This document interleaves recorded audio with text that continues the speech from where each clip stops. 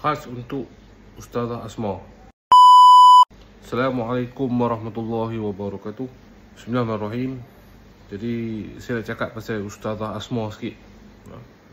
Baru-baru ni saya melihat Ustazah Asma ada memulakan kenyataan ataupun teguran kepada kaum hawa dan juga kepada semualah trend yang terkini, iaitu trend mengambil duit dengan menari-nari ni. Alhamdulillah saya bersetuju dengan teguran Ustazah Asma.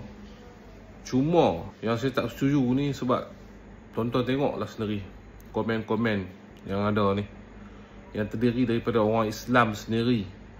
Bukan Islam tau, orang Islam sendiri yang komen apabila Ustazah Asma ni buat teguran, benda yang betul, benda yang kemungkaran, benda yang haram yang Ustazah Asma tegur ni.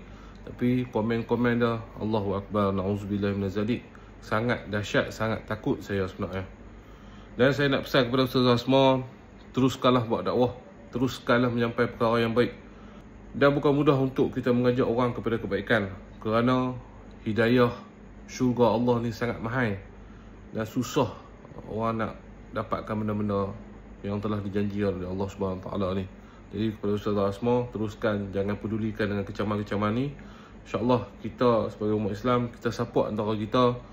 Yang kebaikan, kita akan cakap kebaikan. Yang tidak baik, kita kena cakap tidak baik. Dan juga kepada semua golongan-golongan hawa, tolong dengar video ni sampai habis. Nabi kata al-mar'atu auratun. Perempuan itu aurat. Apa maksudnya? Maksudnya kebanyakan badan perempuan itu ialah aurat yang wajib dijaga. Adapun laki-laki dia tak macam perempuan sangat. Faham lagi? Dia aurat juga. Tapi kalau perempuan, banyakkan tubuhnya aurat.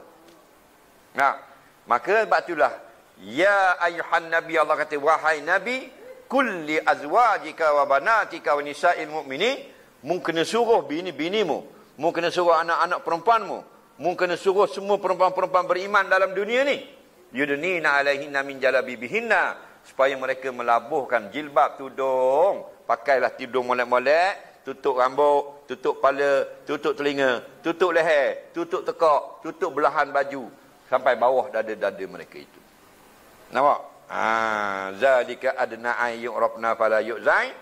Yang demikian itu supaya mudah dikenali perempuan-perempuan yang beriman daripada perempuan-perempuan jahiliah yang kafir yang tak beriman dengan Allah. Kan ada beza situ. Nah, maka kalau dia terkinja-kinja, terjoget-joget, koking tunjuk orang, halal ke haram? Fikir sendiri ya.